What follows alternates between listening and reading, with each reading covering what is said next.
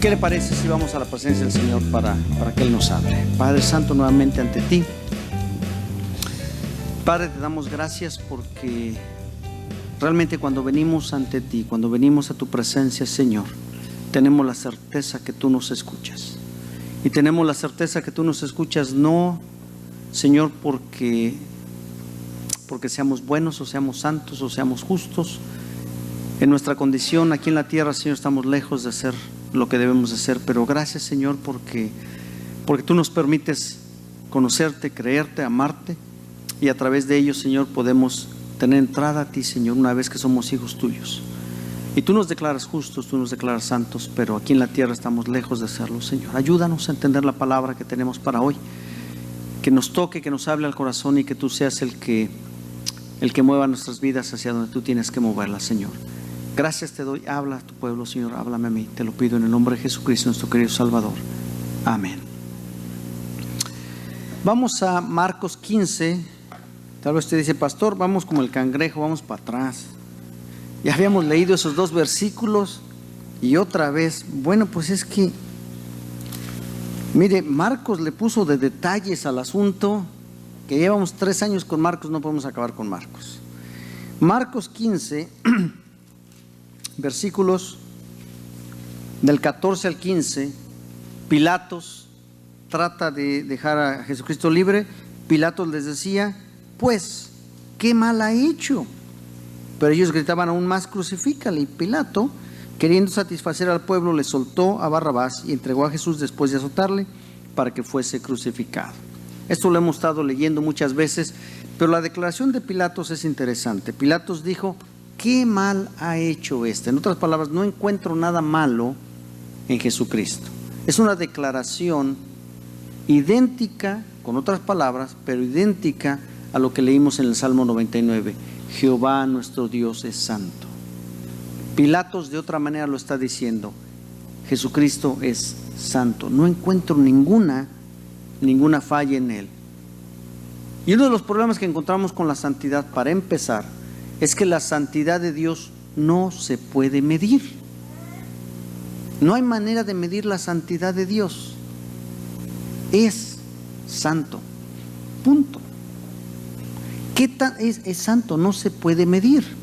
Y si Jesucristo es Dios, que es Dios, la santidad de Jesucristo tampoco se puede medir. Lo único que se puede hacer es imitar la santidad de Jesús. Dice, pastor, entonces usted quiere que yo sea como Jesús. Bueno, si ese fuera yo, es una historia. Pero Dios quiere que seamos como Jesús. Y ahí está lo difícil de la predicación de hoy. Porque la predicación de hoy, créame, no vamos a tener temas teológicos, profundidad en la palabra. Hoy no vamos a ir allá. Hoy vamos a vernos en el espejo de Jesucristo. Jesucristo es tan santo, porque Él es Dios, que no lo podemos igualar, pero deberíamos de imitarlo. Y si estamos imitando a Dios, la santidad del cristiano en medio del mundo pecador debe mantenerse constante. Usted y yo debemos ser siempre santos en este mundo, y si no, por lo menos incrementando. A veces decrementa, a veces vamos para abajo. Y a veces el problema es que la santidad es difícil de definir. ¿Qué quiere decir la palabra santo? De ahí viene santidad. ¿Qué quiere decir la palabra santo? Literalmente quiere decir sin maldad, libre de pecado, sin maldad. Eso quiere decir santo. Entonces, es un concepto que nosotros no conocemos. Si usted me dice cuál es el color amarillo, fácil, el hermano Rafa, véalo, amarillo, ahí está la cosa, fácil, ¿no es cierto? Fuchsia, el hermano Lucio, eso. Si usted me dice cuál es el fuchsia, amarillo, azul, rojo, verde, ese color no lo conozco. ¿Cuál es la santidad sin pecado? Eso yo no lo conozco. Porque todos hemos nacido en un mundo corrupto, en un mundo en el que nosotros mismos nacimos llenos de pecado, en el que nosotros mismos no podemos entender lo que es vivir sin pecado. Así que esto realmente Es como una película de terror, estamos rodeados de maldad. ¿Y cuál es el problema de esa maldad que nos rodea? Soy yo, el más malo. Ay, ay, ay, ay, ay. Esta es una película de terror. Y por supuesto usted dice, bueno, hermano, a mí me enseñaron que santo es ser apartado para algo. Es la definición que yo me sé. Bueno, esa definición la podemos aplicar, la podemos entender, es una definición más fácil de adoptar. Y algo santo, que es algo adaptado, apartado para algo, es algo que solo puede hacer eso o solamente puede servir a esa persona, está dedicado a esa persona. Por ejemplo, en la casa, en la sala, en el comedor, tenemos un montón de platos ahí de adorno. ¿Cuál es el trabajo de esos platos? Adornar, cuidadito, y los usa para la comida. Esos son de adorno, estos son santos para el adorno, esos no son para usarse. Solamente para eso se pueden usar. ¿Cierto? Eso es ser santo, solamente para eso. Entonces la palabra solo tiene una connotación especial a nivel espiritual. ¿Para qué soy yo apartado? ¿Para qué soy santo? Yo soy santo.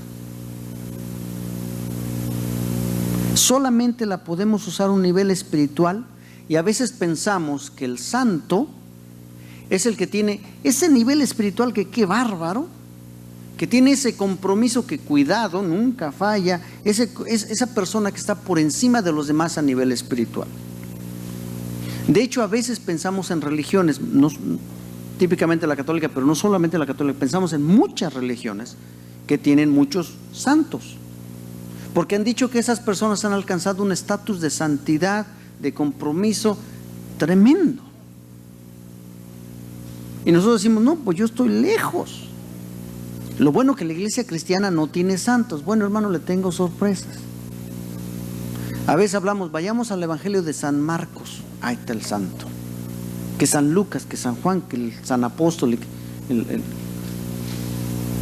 Todos tenemos ese concepto de esa persona cristiana que tiene una medida, una estatura espiritual tremenda, de la cual yo estoy tan lejos que pues para qué me comparo con esa persona.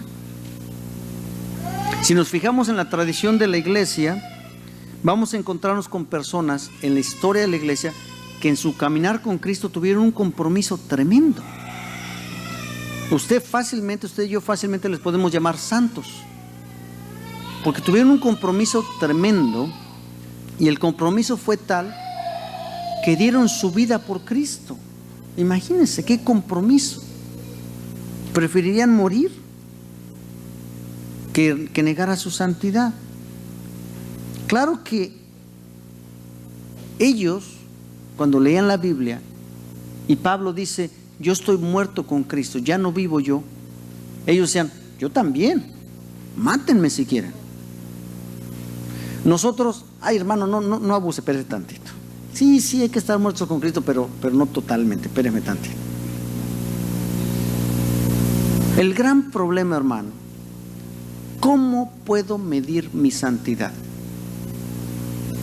Por muchos años yo pensé, para los que estamos acostumbrados a nuestro sistema métrico, yo pensé que medía 1,70 por muchos años. ¿Cuánto mide? 1,70. 1,70. Y el día que me miden, no, usted no mide 1,70, usted mide como 1,68. Está chaparro. Y el hermano Rafa cada rato me lo recuerda. ¿Cómo puedo medir mi santidad? ¿Cómo puedo saber si soy tan santo o si soy tan pecador? ¿Cómo le puede hacer? Bueno, el pasaje que leímos es un buen comienzo para medir mi santidad y para ver la santidad de Jesús delante de los jueces terrenales, delante de las personas y delante de su Padre. Vamos a ver delante de la santidad judicial, le puse yo. Si santidad o santo quiere decir ausencia de pecado, entonces declarar a un hombre inocente es declarar a esa persona santa, porque no tiene culpa. Eso es ser santo. Y esa persona no cometió falta, entonces es santo. En el versículo 14 leíamos que Pilatos dice, pues ¿qué mal ha hecho este? Es decir, no encuentro ningún mal en esta persona. Es decir, él es inocente. En otras palabras, Pilato está declarando que Jesús es santo, que no tiene culpa de nada. Ya se le salió el asunto de las manos y lo tiene que mandar a matar porque ya no puede hacerse para atrás. Ya tiene al pueblo encima, tiene a Herodes encima, tiene los sacerdotes encima, ya se le salió el asunto de las manos, pero él declara: Jesucristo es santo. La pregunta que le hace: ¿qué mal ha hecho este? Armoniza con lo que su esposa le había dicho: no tengas nada que ver con este justo, porque este es justo. Entonces, delante de la autoridad judicial, él es declarado justo, inocente, sin pecado. Entre el interrogatorio sale que Jesucristo es de Galilea. Y dice Pilato: pues mándenlo con Herodes porque a él le toca. Lo manda con Herodes, no tiene ningún éxito con Herodes. Jesucristo no contesta ninguna pregunta, lo mandan de regreso. Acompáñenme a Lucas 23, del 13 al 16. Pobre Jesús, lo traían como pelota de ping pong, vaya para allá, vaya para acá, a ver quién le pregunta. Una cosa tremenda. Versículo 13 al 16 del capítulo 23. Dice: entonces Pilato, convocando a los principales sacerdotes, ya trajeron de regreso a Jesús, ya fue con Herodes, y Pilato trae de regreso a los sacerdotes, a los gobernantes y al pueblo, y les dijo: me habéis presentado a este como un hombre que perturba al pueblo, pero habiéndole interrogado yo delante de vosotros, no he hallado en este hombre delito alguno de aquellos que le acusáis, y ni aun Herodes, porque os remití a él, y aquí nada digno de muerte ha hecho este hombre. ¿Le soltaré? Pues lo va a castigar, pero lo va a soltar. No he encontrado ningún problema en este hombre. Esto ya no lo sabemos. Lo declaran inocente. De hecho, si ponemos todos los evangelios juntos, Pilatos declara 7 veces que Jesucristo es inocente. 7 veces es inocente. No encuentro ningún mal. ¿Cuál es el problema? ¿Por qué lo quieren matar? Mátenlo ustedes. Este hombre es santo, este es inocente. Aún en su ejecución, acompáñenme a Mateo 27, 54. Aún en su ejecución, los soldados reconocen, ven que Jesús era verdaderamente el Hijo de Dios, que él era santo. Dice en el versículo 54, el versículo 27, el centurión y los que estaban con él guardando a Jesús, visto el terremoto y las cosas que habían sido hechas, temieron en gran manera y dijeron: verdaderamente este era Hijo de Dios. La justicia declara a Jesucristo santo, inocente, sin falla, sin mancha. Todos supieron que era inocente. Entonces, las autoridades que están para castigar a los malos declaran a Jesús inocente, aunque de cualquier manera es sentenciado a muerte, pero lo declaran inocente. Delante de la justicia, él es inocente. ¿Qué tal delante del pueblo? Bueno, ahí está la cosa diferente.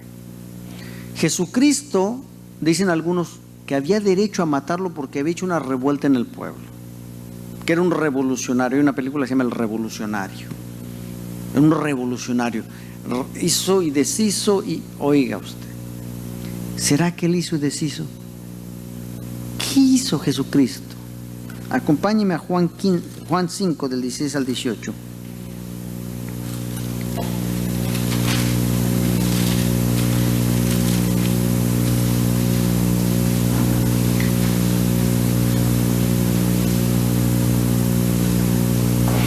Y por esta causa los judíos perseguían a Jesús y procuraban matarle, porque hacía estas cosas en el día de reposo.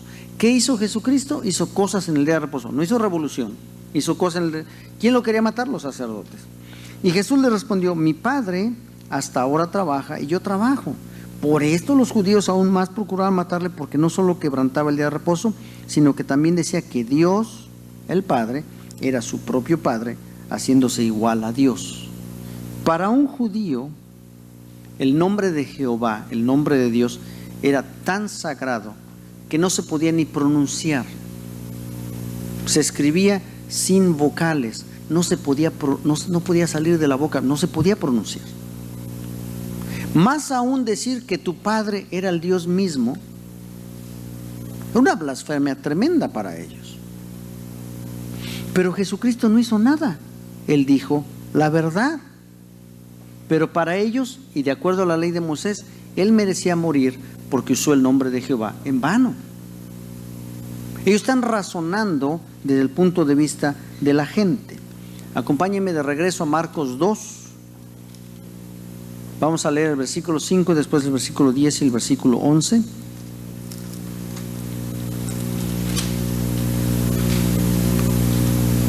Cuando busque la Biblia, acuérdese de no golpearse el dedo, porque como cuesta trabajo buscar con este dedo golpeado, dijo usted.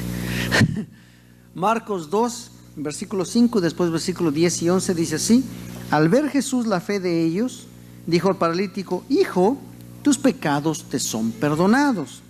Y en el versículo 10 dice: pues para que sepáis que el Hijo del Hombre tiene potestad en la tierra para perdonar pecados, le dijo al paralítico, a ti te digo, levántate, toma tu lecho y anda.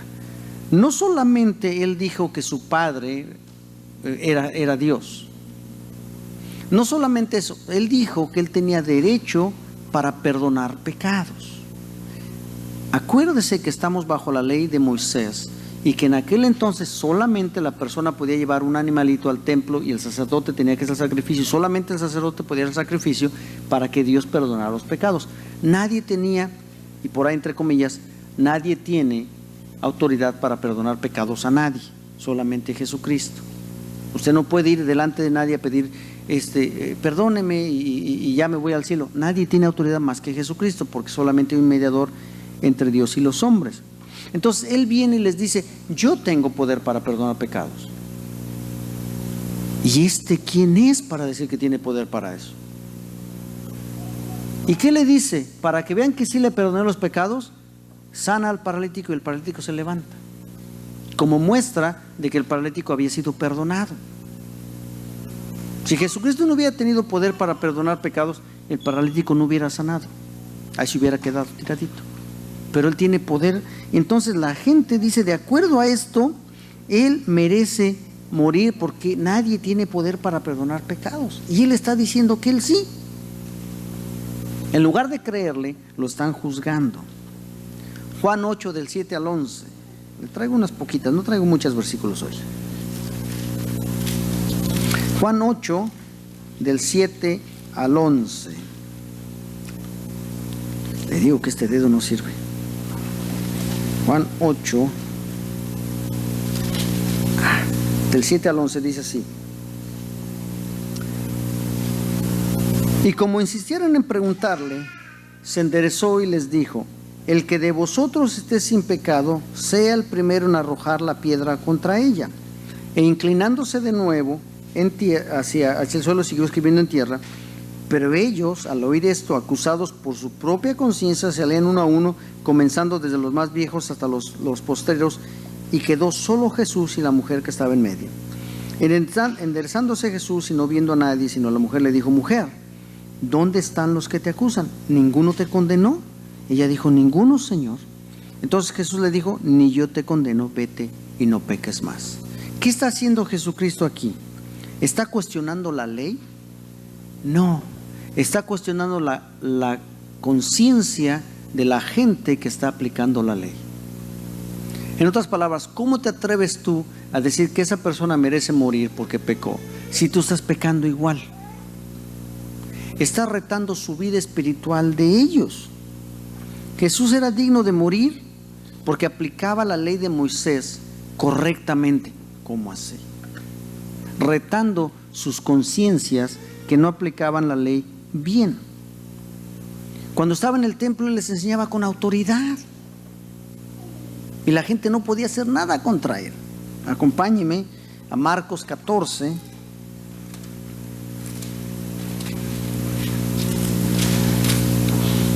del 48 al 49.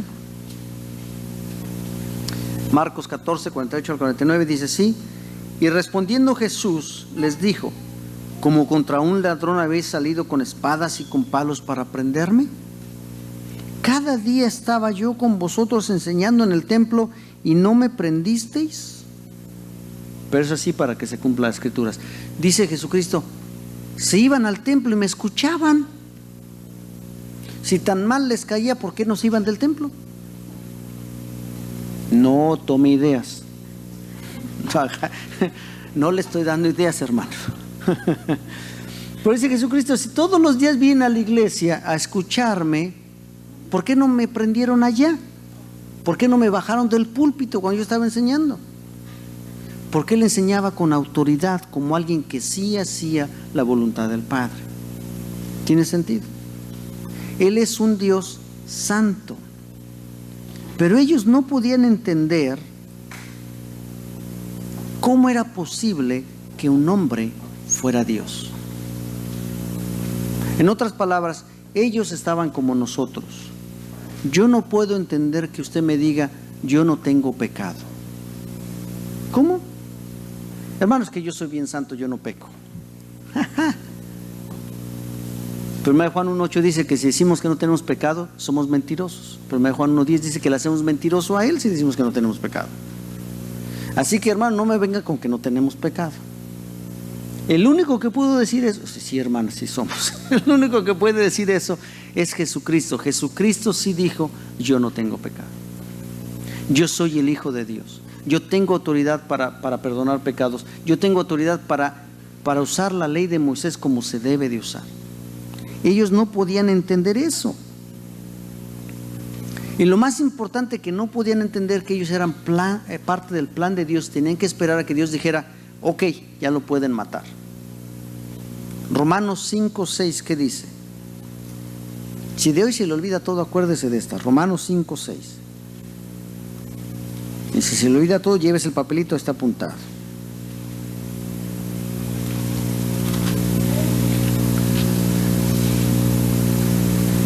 Porque Cristo, cuando aún éramos débiles, a su tiempo murió por los impíos. ¿Cuándo? A su tiempo. ¿Por quiénes? Por los impíos. ¿Cuándo? Cuando usted y yo éramos débiles en nuestros pecados. Él nos esperó a que usted dijera, bueno, pues voy a ser yo santo primero y luego voy a la iglesia. O Señor, espérate, no vengas hasta que yo sea bueno, entonces ya vienes y mueres por mis pecados. No. Él murió por nosotros cuando estábamos totalmente perdidos. Y aquí le tengo una noticia: nadie se puede adelantar a los planes de Dios. Nadie. Él tiene un tiempo para cada cosa en la vida, e inclusive para su propia muerte de Él tuvo un tiempo. Él tenía un momento ya seleccionado. La gente que crucificaba estaba seleccionada. Ellos estaban cumpliendo la voluntad del Padre. Pero además estaban mostrando su maldad. Delante de Jesucristo, que es santo, ellos estaban demostrando que eran malos en un acto de autojustificación, pensando que eran más santos que Dios. Mire, si yo voy a la recámara de mi hija, que ya es algo, que pueda yo abrir la puerta, ya es algo. Hija, ¿por qué no has levantado tu recámara? ¿Por qué no has limpiado? Mira qué tiradeo tienes. Y sale mi hija corriendo y se va a mi recámara y dice, pues mira la tuya. ¿Qué autoridad tengo yo para pedirle que limpie su recámara? Ninguna. Pero si yo tengo impecable mi recámara, por eso no voy a la de Ashley. Si yo tengo impecable mi recámara, entonces yo puedo decirle, Ashley, limpia tu recámara así como yo tengo mi recámara limpia. ¿No es cierto? Esta gente que estaba mal, llena de pecados, llena de maldicia, de maldad, estaban diciendo, nosotros somos tan justos que podemos juzgar al Hijo de Dios que no tiene pecado. ¿Cómo es posible? Un acto de autojustificación en donde ellos mismos se consideraron justos a ellos mismos. No esperaron a que Dios lo dijera. Qué triste condición humana cuando nosotros nos convencemos a nosotros mismos que somos santos. No se adelante a Dios, espere que Dios le diga que usted es santo. No se trate de autojustificar. Amén. Amén, dijo aquel. ¿Y qué tal la santidad? ¿Qué tal la santidad espiritual? Delante de la justicia, él fue declarado justo. Delante de los hombres lo declararon culpable. ¿Qué tal espiritualmente? Un versículo que dice que el Espíritu lo justificó. ¿Qué tal espiritualmente la santidad espiritual? Mi hermano, con todo respeto, este punto yo me lo debería de brincar. Porque es obvio. Dios es santo. Jesús es santo. No le tengo por qué explicar esto. Él es santo. Así como esta corbata es gris, Él es santo. ¿Para qué le explico más? Así es la cosa. Pero es una de las más importantes, mi hermano. Porque la santidad de Dios y su medida de la santidad de Dios es Dios mismo. Le voy a repetir eso. ¿Cuál es la medida de la santidad de Dios? Dios. Si yo quiero medir mi santidad, me tengo que comparar con Dios. Porque la medida de la santidad, exactamente, porque la medida de la santidad de Dios es Dios. Por eso este sermón es difícil, hermano. Porque tenemos que ponernos un espejo enfrente y medirnos con Dios cara a cara. Cuando Job lo intentó, Dios le dijo: cíñete los pantalones porque vamos a hablar de hombre a hombre. La medida de la santidad de Dios es Dios mismo. ¿Usted quiere decirme que usted es santo? Yo quiero decir que yo soy santo. Yo me tengo que medir con Dios, uno a uno, mano a mano, dicen los gringos, mano a mano. Acompáñeme a Romanos 3, 10, 12.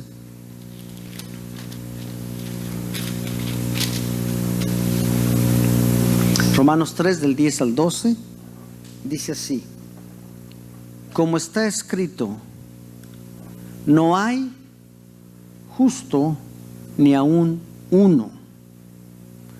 No hay quien entienda, no hay quien busque a Dios.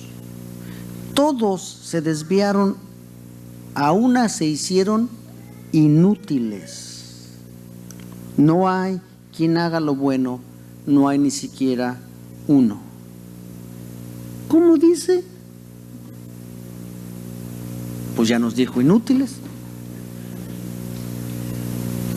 ¿Qué es algo inútil? Algo que no sirve para absolutamente nada. ¿Por qué? Porque por nuestras propias fuerzas nosotros no podemos de ninguna manera posible llegar a Dios. Por mis propias fuerzas, por mi propia voluntad, por mi propio esfuerzo, yo no puedo llegar a Dios. De ninguna manera. Tengo que ir a través de Jesucristo. ¿Cómo podemos entonces pensar que podemos comprender la santidad de Dios si nosotros somos inútiles? ¿Cómo puedo comprender al que cuando le preguntaron su nombre dijo: yo soy? ¿Yo soy qué? Santo. ¿Cuál es la condición de Dios? Él es santo. ¿Cuál es la substancia de Dios? Él es santo. ¿Qué es Dios? Él es santo. ¿Qué son mis dedos? Carne y hueso. ¿Qué es Dios? Santo. ¿Cómo puedo yo ponerme a comparar con Dios y pensar que yo soy santo? No puedo. No puedo ni siquiera comprender qué clase de santidad es esa santidad. Para que yo quisiera hacerlo, no puedo. Y Jesucristo, cuando van a aprenderlo, en Juan 18, Jesús se adelanta y les pregunta: ¿a quién buscas? Y ellos dicen: al Nazareno. Y Jesús les dijo: yo soy. Yo soy el santo que ustedes están buscando. Yo soy el santo inocente que ustedes van a matar. Yo soy. Jesús y el Padre son uno. La medida de la santidad de Dios es la medida de la santidad de Jesús. Si alguien le dice cuál es la medida de la santidad de Dios, es Dios. ¿Cuál es la medida de la santidad de Dios? Es Jesús, Dios mismo. Wow. Marcos 9, versículo 2.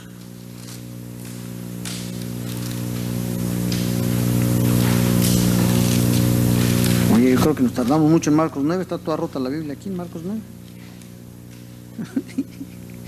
Marcos 9, versículo 2 dice: 6 días después, Jesús tomó a Pedro, a Jacobo y a Juan y los llevó aparte solos a un monte y se transfiguró delante de ellos.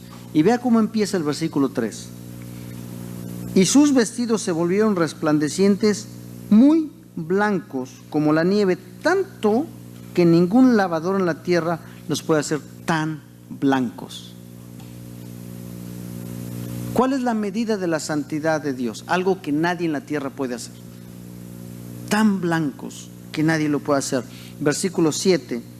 Y entonces vino una nube que les hizo sombra, y desde la nube una voz que decía: este es mi Hijo amado, a él oíd. Si a alguien le vamos a hacer caso, es a Jesucristo. Si a alguien vamos a imitar, es a Jesucristo. Si con alguien se quiere comparar, compárese con Jesucristo. No con el pastor. Ese pastorcito, nada, medio chafa. Compárese con Jesucristo. Dios Padre da testimonio de que Jesús es su Hijo, y Jesús se presenta delante de sus discípulos con un ropaje más blanco de lo más blanco que se puede lograr en la tierra. La santidad de Jehová y la santidad de Dios están fuera de la justicia y santidad que ningún hombre puede alcanzar. Dios es santo. Los ancianos en el cielo se postran delante de Él y cantan una nueva canción y le dicen: santo, santo, santo, 3 veces santo. ¿Cuál es la medida de la santidad de Dios? Y encima de todo eso, dice Juan, el siguiente día vino Juan a Jesús que venía a él y dijo: he aquí el Cordero de Dios que quita el pecado del mundo. Encima de que Él es santo, Él fue el Cordero que fue inmolado. Dice: y adoraron todos los moradores de la tierra cuyos nombres no estaban escritos en el libro de la vida del Cordero, cuyos nombres no estaban escritos en el libro de la vida del Cordero que fue inmolado desde el principio del mundo, que fue inmolado. El Cordero sustituto, el Cordero que tomó su lugar, el Cordero que tomó mi lugar. Vamos a ver si podemos hacer un poquito de lógica aquí. Si Jesús fue el Cordero de Dios que quita todo el pecado del mundo al ser crucificado, entonces Jesús es el Cordero que tomó mi lugar. Así de fácil. Si usted cree que Jesucristo es el Cordero de Dios que quita el pecado del mundo, entonces usted tiene que creer que Jesucristo tomó su lugar en la cruz del Calvario y murió por usted. Isaac, Abraham están en la montaña. El muchachito, un adolescente. Los adolescentes son bien abusados. Mire, Gedalia, ella ya toca solita la batería y le está moviendo la patita ahí. Bien abusados los muchachos. Isaac está mirando. Apá, ahí está la leña. Ajá. Apá, ahí está el fuego. Ajá. Apá, ¿cómo dan lata los muchachos? Ahí están las piedras. Ajá. Y el cordero. Abusado el muchacho. Y el cordero.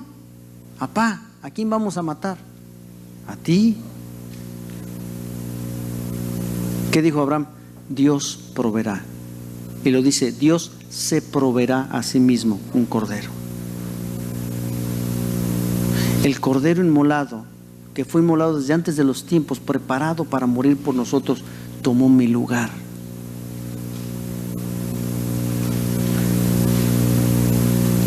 Él no tenía culpa de nada. A mí, delante de la justicia judicial, me declaran culpable. Delante de la gente me declaran culpable. delante de Dios me declaran culpable. Pero Él, que es santo, tomó mi lugar. Y Él me declaró justo, limpio, santo, por lo que Él hizo. Pedro 3:18, 1 Pedro 3:18, se nos está yendo el tiempo. ¿Qué fue de esos servicios donde las predicaciones duraban 2 horas, oiga? No le dé ideas, pastor. 1 Pedro 3:18. Porque también Cristo padeció una sola vez por los pecados. Mire cómo dice. A veces lo decimos de memoria y se nos va así rapidito. El justo por los injustos. ¿Para qué? Para llevarnos a Dios, siendo a la verdad muerto en la carne, pero vivificado en espíritu. El justo, el que fue declarado sin culpa, murió por nosotros, que teníamos toda la culpa. ¿Para qué? Para llevarnos a Dios, para que tengamos entrada al Padre a través de Jesucristo, porque Él es el único mediador entre Dios y los hombres. ¿Qué podemos concluir esta mañana? Repetir lo que he venido diciendo todo el sermón. Dios es santo. Y nosotros debemos de vivir igualmente santos porque somos sus hijos. Dios es santo y yo debo de vivir como Él porque soy su hijo. Pero seamos honestos, mi hermano. Si yo le digo, hermano, usted tiene que ser santo, no le dice absolutamente nada. Usted dice, sí, pastor, ¿cómo no? ¿Qué quiere decir eso? Si sabemos y entendemos y creemos que Dios es santo y no hacemos nada al respecto, es exactamente lo mismo que decir que Dios no existe. Es ignorar a Dios. Si usted le dice esta mañana la palabra, usted tiene que ser santo, usted tiene que empezar a preguntarle a Dios, ¿cómo? ¿Cómo puedo yo ser santo? ¿Cómo puedo imitarte? Si entendemos que Dios y que Jesús es santo, tenemos que entender mi condición humana que no es santa. Si entendemos que ellos son santos, pero no entendemos qué tan grande es su santidad, tampoco podemos entender qué tan lejos estamos de su santidad. Solamente cuando entiendo qué tan santo Él es, me doy cuenta qué tan lejos de su santidad estoy. Podemos hacer igual que los romanos, Pilatos, Herodes, los soldados. Podemos aplicar la justicia judicial y decir que Jesús era inocente porque sabemos que Jesús es santo, sin que afecte nuestra vida. Oh, sí, Jesús es santo, sí. Murió inocente, sí. Pilatos lo declaró inocente. ¿Sí? No, pues Él es santo. ¿Y usted? ¿Cómo vivimos? Podemos aplicar la justicia civil que habla de lo que usted ve en mí, de las apariencias externas. Y podemos tratar de justificarnos a nosotros mismos, sintiéndonos más justos que los demás, y condenar, así como lo hicieron los sacerdotes, condenar a Jesús porque yo soy más santo. ¿De verdad? Sí. Yo me esfuerzo todos los días. Hoy nomás tomé media tacita de café y ya casi lo dejo. Yo soy santo. Yo coopero con la Asociación Internacional en contra del hambre mundial. Yo soy santo. Yo voy y ayudo a los Holmes aquí en Winchester. Yo soy santo. Yo hago una tarea social tremenda. Yo soy buena persona, no le hago mal a nadie. Cuando puedo mi pasto me sigo al vecino. No, yo soy santo. Podemos tratar de autojustificarnos nosotros mismos con nuestra humanidad, con nuestros esfuerzos, con la relación que tenemos con otros humanos. Inclusive podemos pensar que hacemos el bien a los demás y que no necesitamos a Jesucristo. Apúnteme, pastor, me va a mandar a Arabia, allá a los lugares donde no se puede predicar. Apúnteme, yo voy, yo predico para que vea qué santo soy, qué comprometido estoy con el Señor. Usted se está autojustificando pensando que con eso usted va a ser más santo que Dios. No le sirve de nada. El puente que se cayó en Italia, mándeme allá, yo les ayudo a la reconstrucción, saco a los heridos, no sirve absolutamente de nada. Todo esto es loable, si lo quiere hacer, hágalo, pero es infructuoso cuando nos comparamos con la santidad de Dios. Somos inútiles, dice la palabra de Dios. Ahí mismo en 1 Pedro capítulo 1, espero que no haya cerrado la Biblia, 1 Pedro capítulo 1 versículos 14 al 15.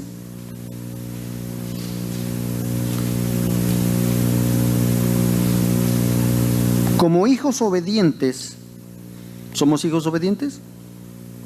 Como hijos obedientes, no os conforméis a los deseos que antes teníais estando en vuestras ignorancias, sino que como aquel que os llamó es santo, sed vosotros santos en toda vuestra manera de vivir. Y el 16, sed santos, dice, porque yo soy santo. ¿Qué significa ser santo? Bueno, significa algo más que pensar que no tenemos pecado. Significa algo más que pensar que no estamos alejados de Dios. Santo significa algo más que coquetear con el pecado, no más lo suficiente para seguir siendo santo.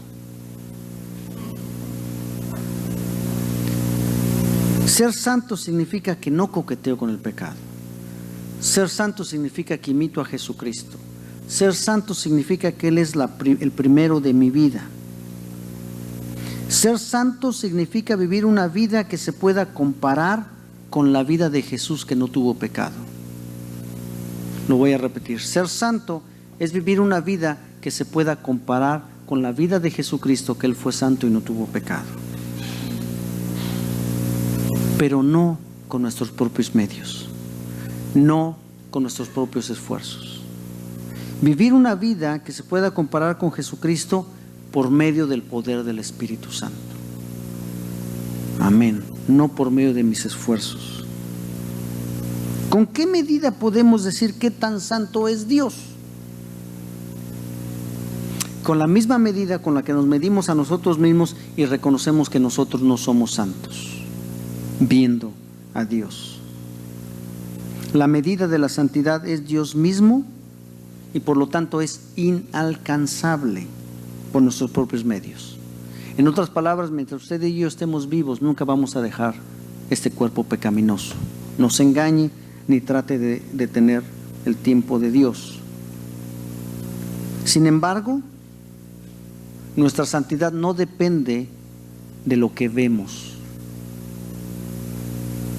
Mi santidad no depende de que venga los domingos con una bonita corbata. De eso no depende mi santidad. No depende de lo que yo veo en usted.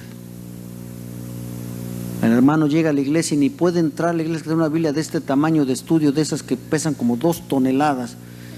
¡Qué bárbaro, hermano! ¿Cómo estudia la Biblia? De eso no depende la santidad, mi hermano. La santidad depende de cómo vivimos y buscamos a Dios. Es interno.